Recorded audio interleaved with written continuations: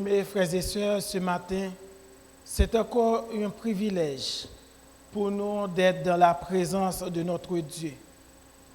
Le psalmiste nous dit dans Psaume 122, verset 1er, « Je suis dans la joie quand on me dit, allons à la maison de l'Éternel. » Et dans le Psaume 133, verset 1er, il dit aussi, « Voici, oh qu'il est beau, qu'il est agréable, qu'il est doux pour des frères de demeurer ensemble. » Et au Psaume 84, verset 11, il est dit, « Mieux vaut un jour dans les parvis de l'Éternel que 1000 ailleurs.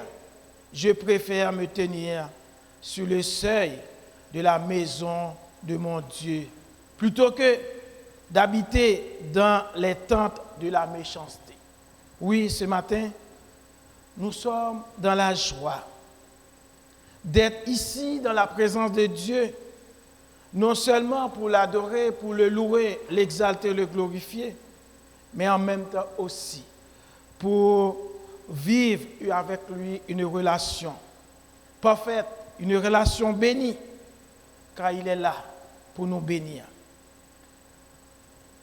Lisons ensemble ce court texte qu'on trouve dans Jean chapitre 13, versets 34 à 35. Jean chapitre 13, versets 34 à 35.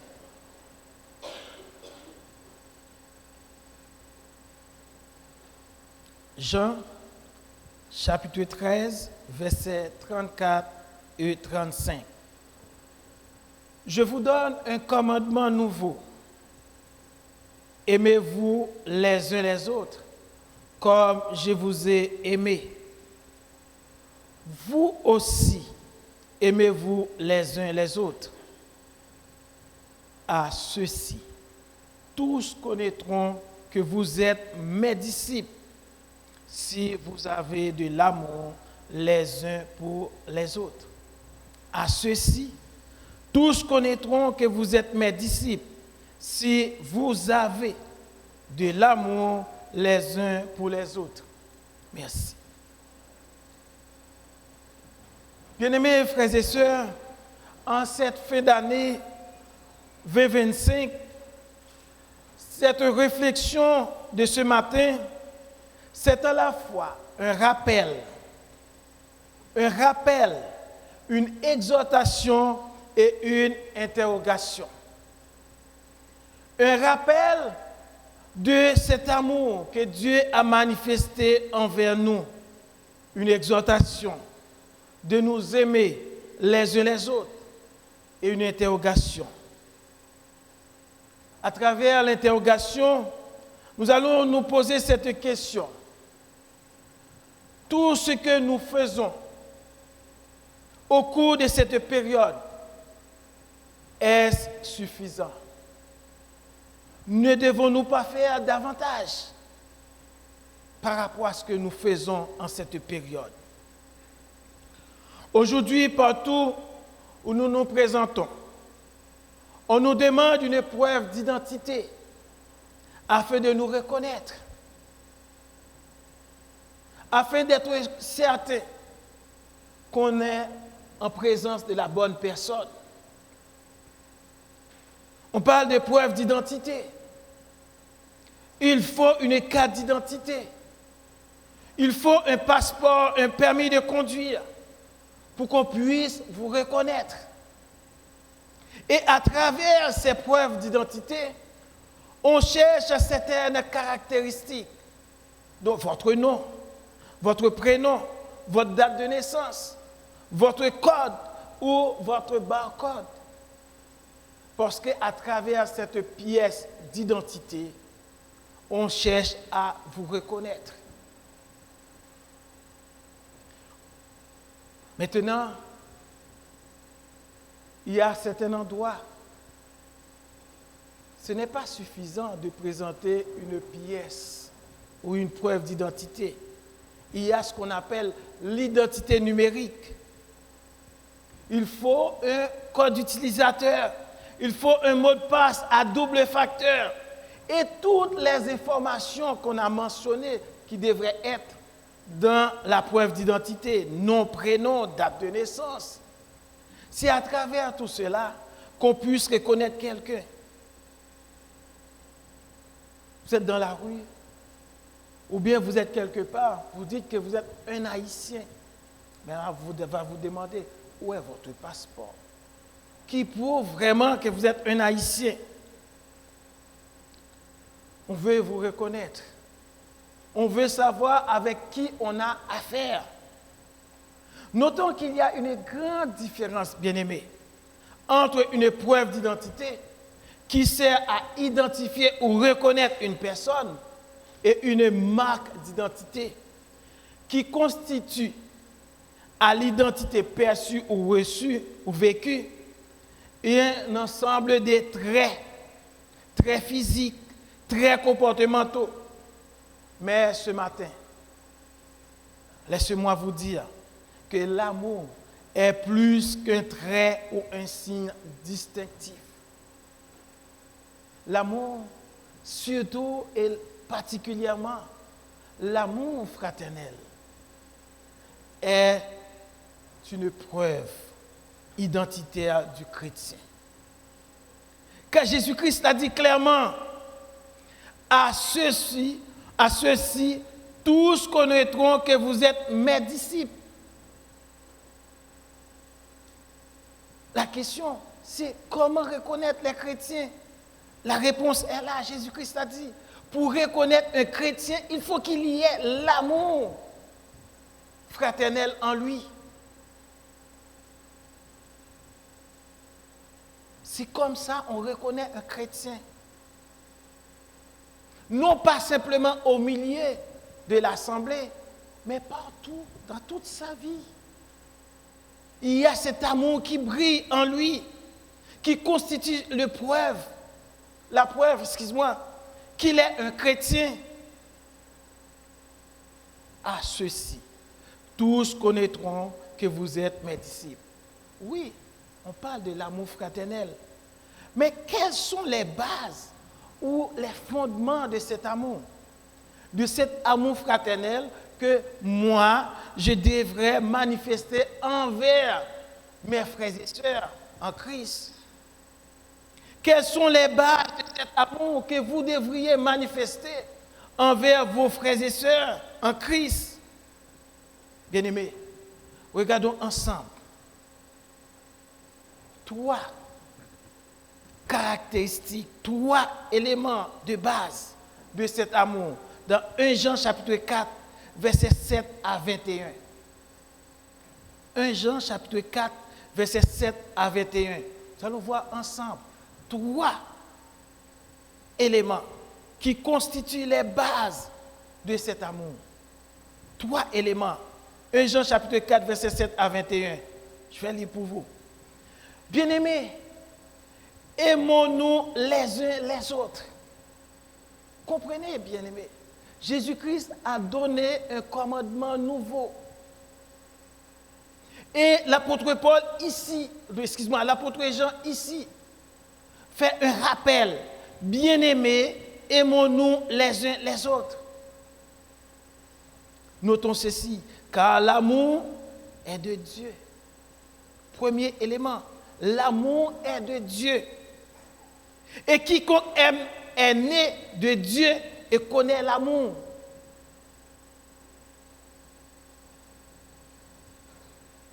La source de cet amour fraternel n'est autre que Dieu lui-même. Car Dieu est amour. Et il est clair ici, cet amour fraternel, cet amour qui vient de Dieu, il est complètement lié avec la nouvelle naissance. Quiconque aime est né de Dieu. Comprenez que oui, les autres, ils parlent de l'amour. Mais vu qu'ils n'ont pas la connaissance de Dieu, qu'ils ne sont pas nés de nouveau, qu'ils ne connaissent pas Dieu, qu'ils ne sont pas nés de nouveau, donc ils n'ont pas cet amour. Car cet amour est complètement lié avec la nouvelle naissance et la connaissance de Dieu, nous dit l'apôtre Jean. Quiconque aime est né de Dieu et connaît Dieu. Quiconque aime. Donc, si vous devriez aimer vos frères et sœurs bien-aimés, ça passe par une connaissance de Dieu. Ça passe par la nouvelle naissance. Donc, on comprend clairement que ce n'est pas n'importe qui a cet amour fraternel. Et si vous prenez le temps d'examiner ce que les autres disent ou ce que les autres pensent de l'amour, vous vous rendez compte facilement, clairement, que ce n'est pas de l'amour. Car ils disent souvent, je vous ai aimé, ou bien je ne vous aime plus. Mais, nous dit la parole de Dieu, Dieu est éternel. Si l'amour est de Dieu, et c'est quiconque aime, est né de Dieu et connaît Dieu, son amour ne peut être flétri, son amour ne peut disparaître. Parce que cet amour vit en nous. Comment cet amour peut être disparaître?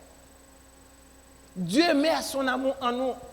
Comment cet amour peut disparaître? En d'autres termes, si ça disparaît, ce n'est pas de l'amour.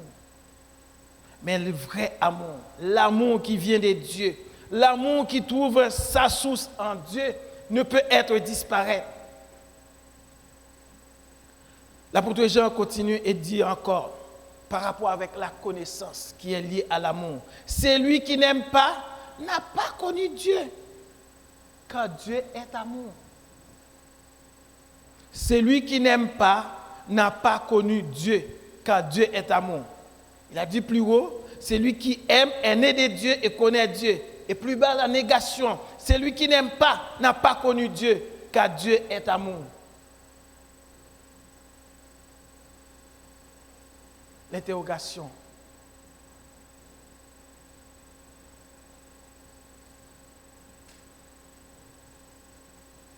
Aimons-nous Dieu?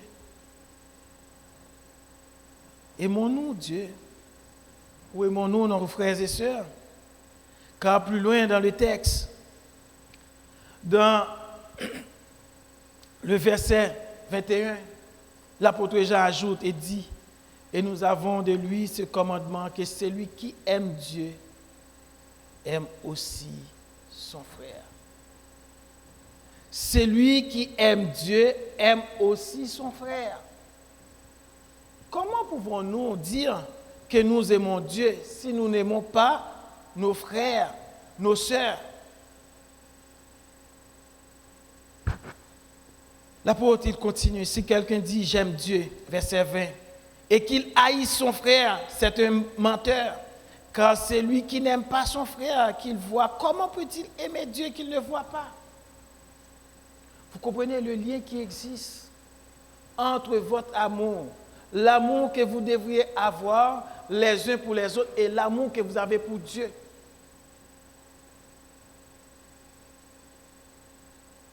Premièrement, premier élément, c'est que Dieu, il est amour. Dieu est amour. Et la source de notre amour fraternel se trouve en Dieu lui-même. Deuxième élément, c'est la connaissance de Dieu qui est liée à notre amour les uns pour les autres. Car si nous n'aimons pas, celui qui n'aime pas n'a pas connu Dieu. Donc si vous n'avez pas cet amour les uns pour les autres, donc vous n'avez pas la connaissance de Dieu. Et le dernier élément, c'est que si vous dites que vous aimez Dieu et que vous n'aimez pas le frère qui est à côté de vous, comment pouvez-vous dire que vous aimez Dieu? Bien-aimés, l'amour, s'il vient de Dieu, il est pour nous, pour chacun de nous, un cadeau. Un cadeau.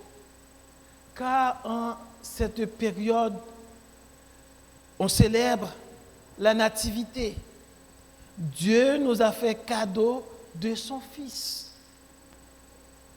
Jean chapitre 3, verset 16 à 17. Car Dieu a tant aimé le monde qu'il a donné son Fils unique.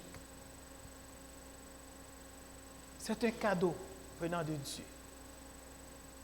Et les gens, particulièrement ceux qui ne connaissent pas Dieu, ils disent en ce moment, vu que nous sommes dans une période, la période de la nativité, il y a ce qu'on appelle échange de cadeaux.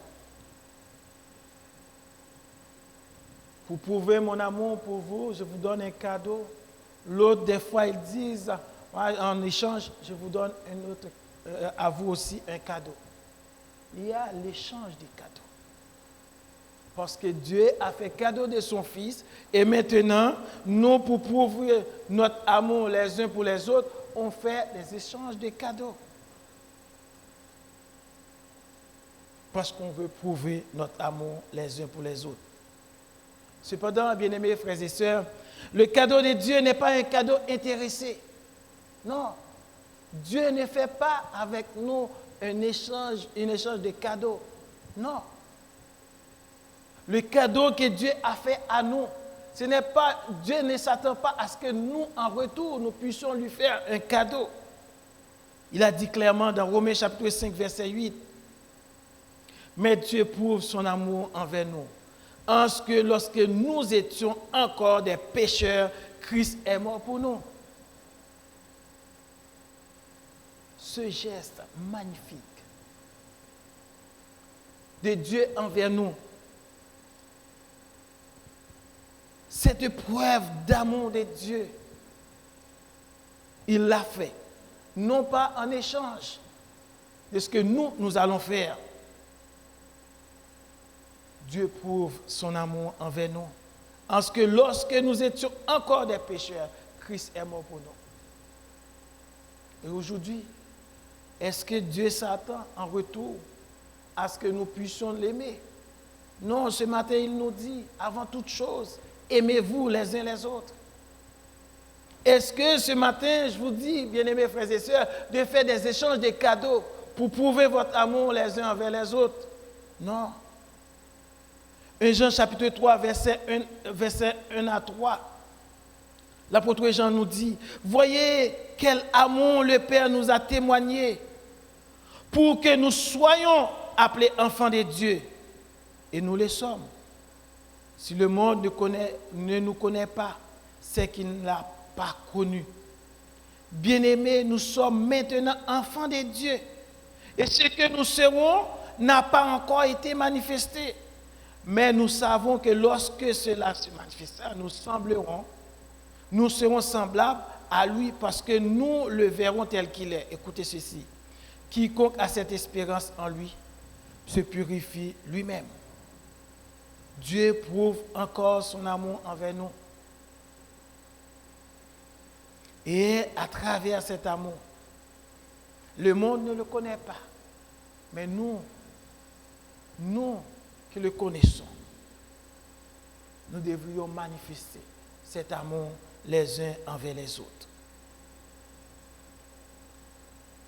En cette période de fin d'année, bien-aimés frères et sœurs, il est important à nous de poser cette question. Qu'est-ce qui arrive? C'est qu'en cette période, certains chrétiens, pour prouver leur amour, pour manifester l'amour que Dieu a mis dans leur cœur, ce qu'ils font, ils vont dans des centres communautaires, à Accueil Bono, à Mission Bon Accueil, à Holberry.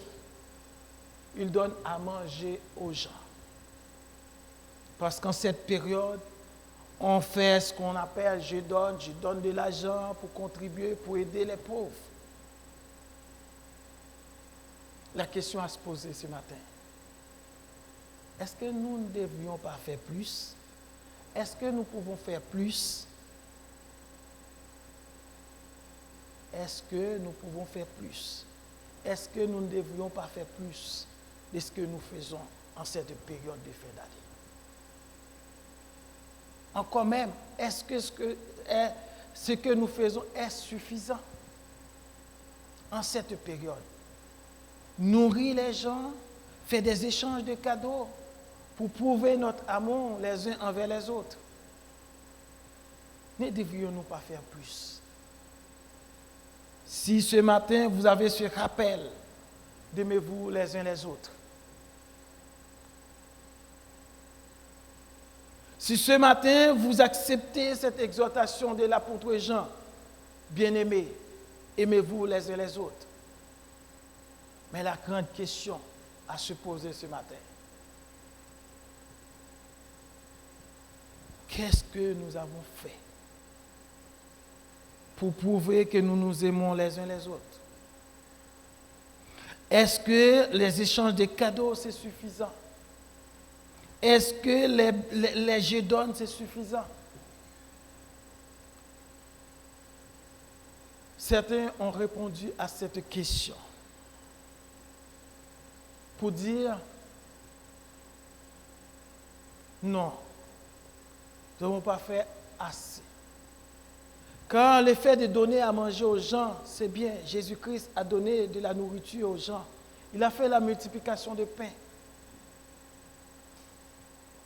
Mais il arrive un moment où il disait à ses disciples que les gens qui le suivaient, ils l'ont suivi à cause du pain. Et eux, qu'est-ce qu'ils font maintenant auprès de lui? Pierre a répondu, mais c'est en toi qu'est la vie éternelle. Parce que eux, les disciples, ils n'étaient pas venus pour le pain. Mais ils cherchaient la vie éternelle.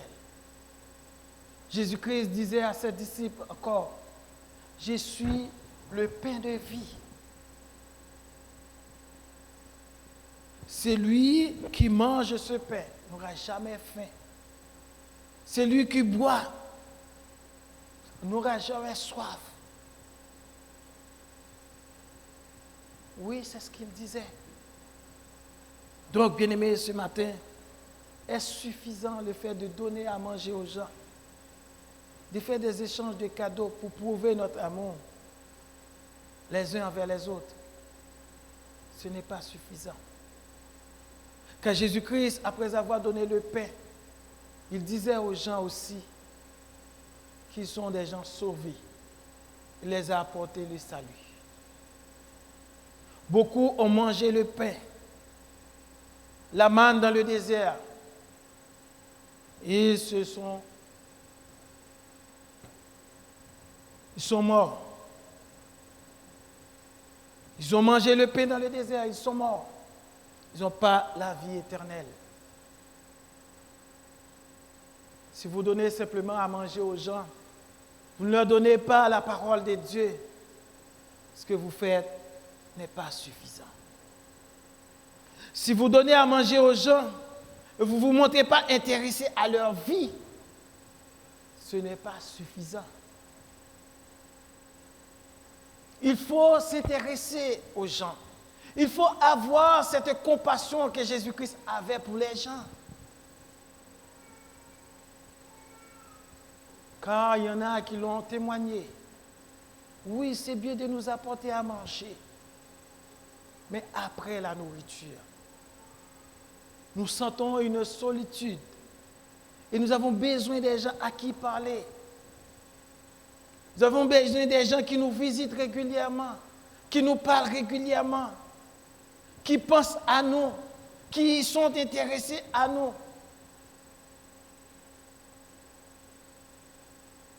Voilà le cri de ces gens que vous nourrissez régulièrement en fin d'année. Voilà leur cri. Ils disent clairement qu'ils attendent plus de vous. Les gens que vous nourrissez à la fin de l'année, ils attendent plus de vous. Ils attendent de la compassion. Ils attendent à ce que vous êtes intéressés à eux. Ils attendent que vous les visitez régulièrement. Pas une fois pendant l'année pour leur dire que vous les aimez. Pas une fois pendant l'année pour dire que oui, Dieu nous a fait le cadeau de son Fils et nous, en retour, on vous fait un cadeau. Ils attendent plus que ça. Le temps donné n'est pas suffisant, disent-ils. Au milieu de nous, bien-aimés frères et sœurs, il y en a qui se posent la question, je ne pense pas que le frère m'aime comme Dieu l'a demandé.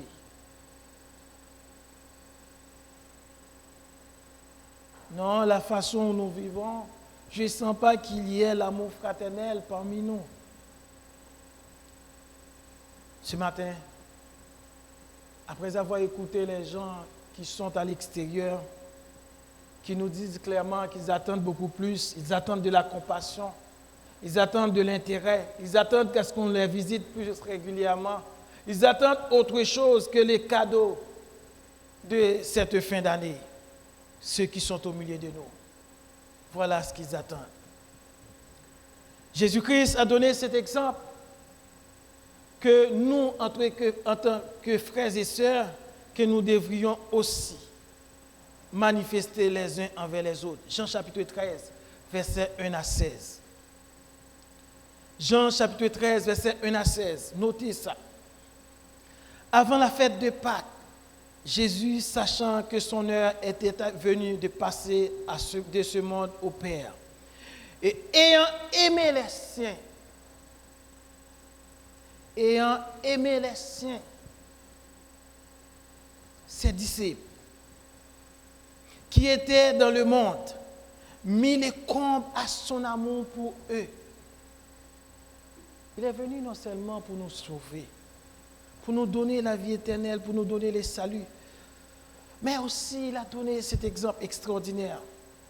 Pendant le souper, lorsque le diable avait déjà inspiré au cœur de Judas Iscariote, fils de Simon, le dessein de le livrer, Jésus, qui savait que le Père avait remis toutes choses entre ses mains, qu'il était venu de Dieu et qu'il s'en allait à Dieu, se leva de table, ôta ses vêtements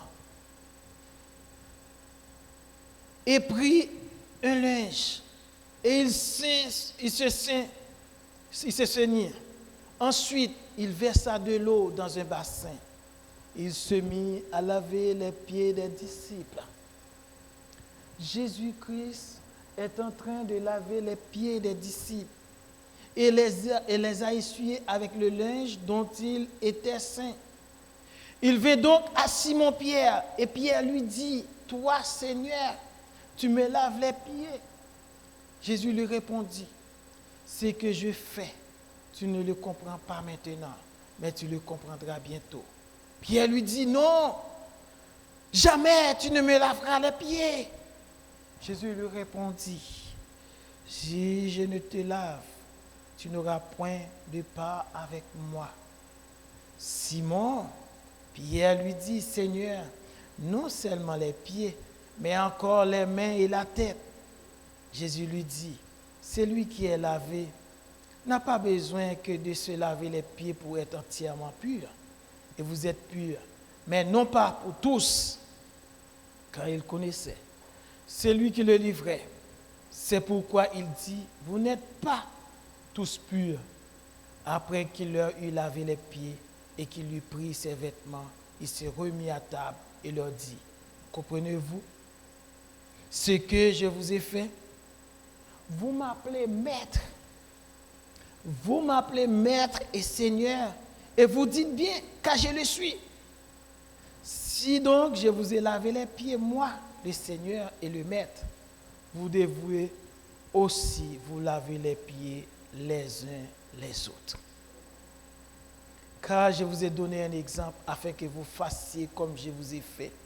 En vérité, je vous le dis.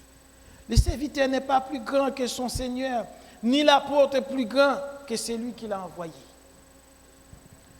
Vous comprenez, bien-aimés frères et sœurs, si moi j'étais à la place de Pierre, qui ne comprenait pas ce que Jésus-Christ voulait faire, j'allais complètement dire non.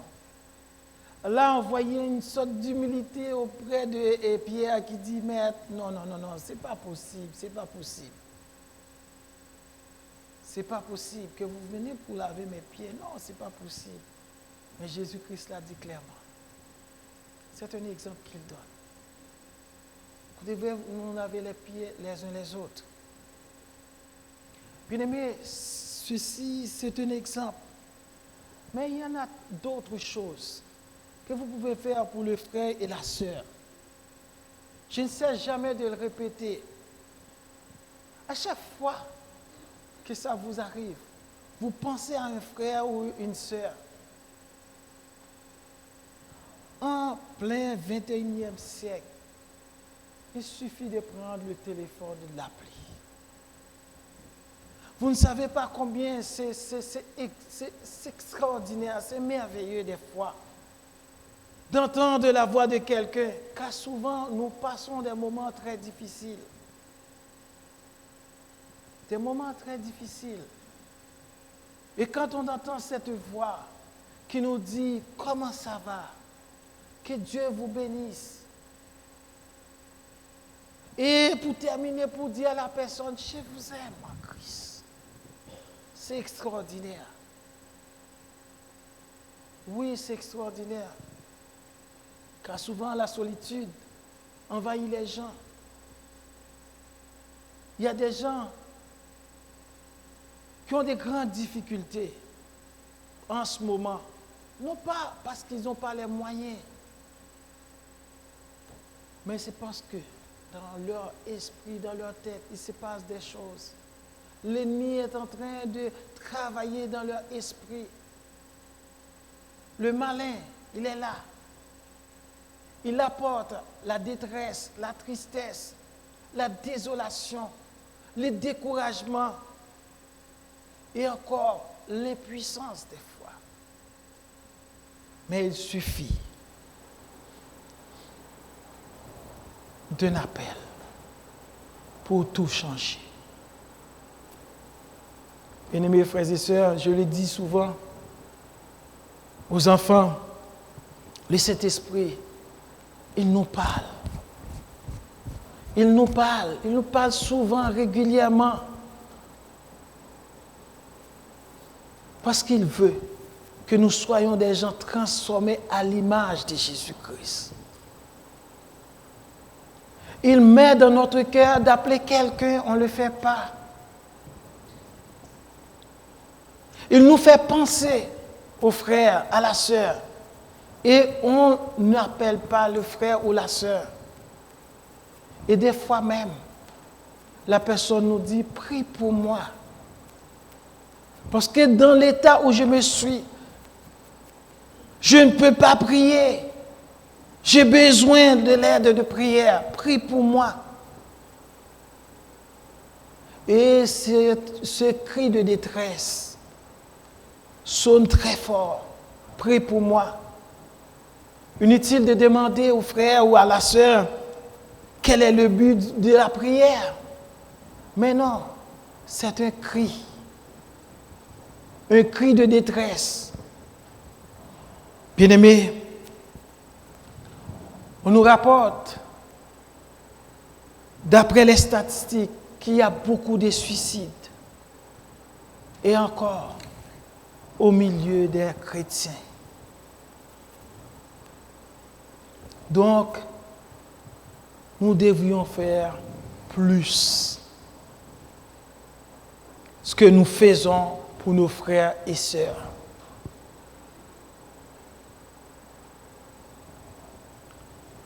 Moi, je ne suis pas là pour vous donner une liste exhaustive de ce que vous devriez faire, ce que vous devriez, vous pouvez faire pour montrer à votre frère, votre sœur que vous l'aimez. Mais il y a une chose qui est certaine. Il y a l'Esprit de Dieu qui est en vous. Vous, enfants de Dieu, scellés de l'Esprit de Dieu.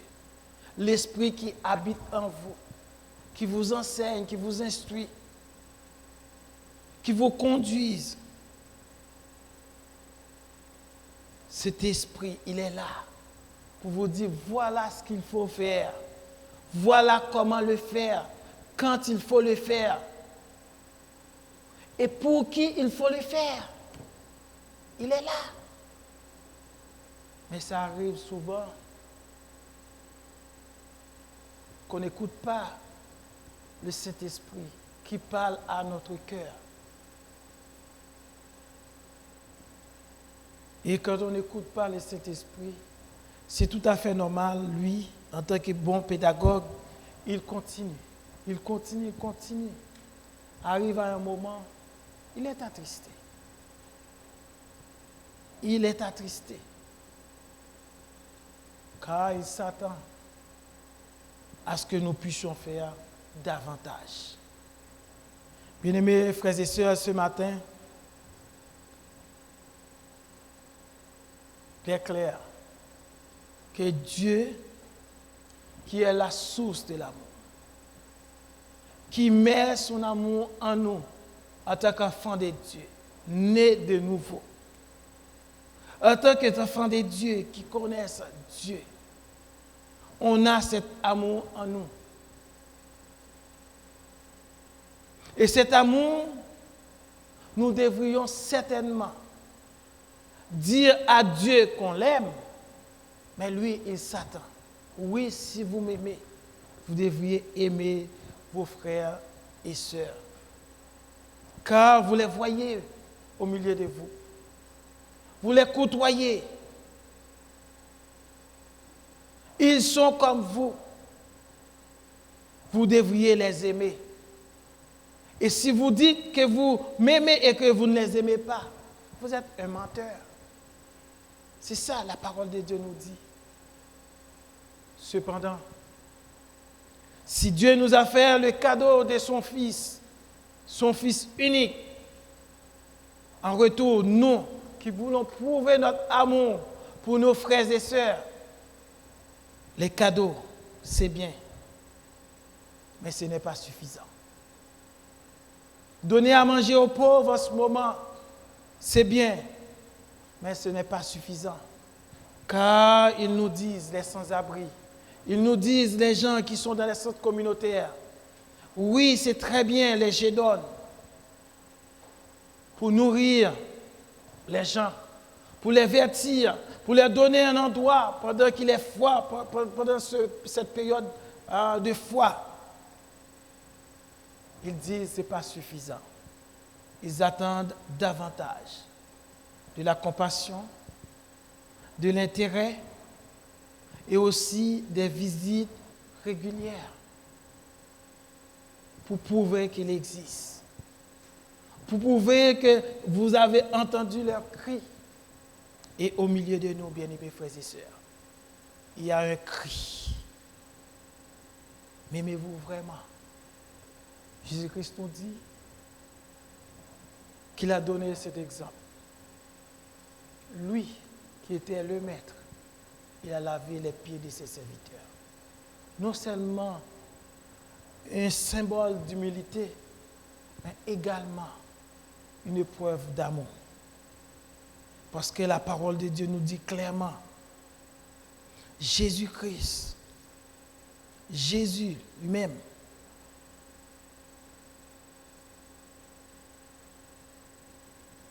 pour montrer à ses disciples qu'il les aime, il a lavé leurs pieds. Maintenant, la question que vous pouvez me poser, et je l'ai déjà répondu, de dire que oui, comment nous, on va le faire? Est-ce que c'est suffisant de laver les pieds des frères et sœurs pour dire qu'on les aime? Le Saint-Esprit, il est à l'œuvre dans notre cœur. Il est à l'œuvre dans notre cœur.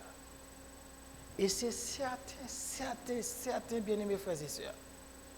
Souvent, nous ne l'écoutons pas. Nous ne l'écoutons pas. Mais il est là. Parce qu'il est à l'œuvre de notre vie. Le texte est clair. Jean chapitre 13, versets 34 à 35. À ceux-ci, tous connaîtront que vous êtes mes disciples si vous avez de l'amour les uns pour les autres. En un mot, ce n'est pas quelque chose qu'on peut faire de par notre propre force, notre propre capacité. Non. L'Esprit de Dieu, il est là en nous. Et c'est Jésus-Christ même qui va faire en sorte à ce qu'on puisse voir en nous que nous sommes les enfants de Dieu. que nous sommes des enfants nés de nouveau et que nous sommes ses disciples. En tant que disciples de Christ bien-aimés, il est temps pour nous de prouver cet amour et que ce soit visible. Ce n'est plus simplement un signe ou un trait, un comportement, mais ça va au-delà de ça. C'est une preuve de notre identité. Lorsque nous manifestons l'amour les uns pour les autres, que Dieu, dans sa grâce, dans son amour, dans sa fidélité, par la puissance de son Esprit Saint, puisse faire régner dans notre cœur, dans notre vie, non seulement cet amour les uns pour les autres au sein de l'Église, mais qu'il puisse faire en sorte que nous puissions intéresser aux autres qui sont perdus, qui cherchent la présence de Dieu, et que cette présence est en nous. En nous, la présence de Dieu est en nous, et cette présence doit se manifester auprès des gens qui ont besoin de connaître Dieu. Et ces gens-là, ils ont crié vers vous. Maintenant, c'est à vous de répondre. Ils sont dans les centres communautaires. Ils crient en ce moment. Ils attendent à ce que vous puissiez venir vers eux pour montrer, pour manifester la présence de Dieu dans votre vie. Qu'il en soit ainsi.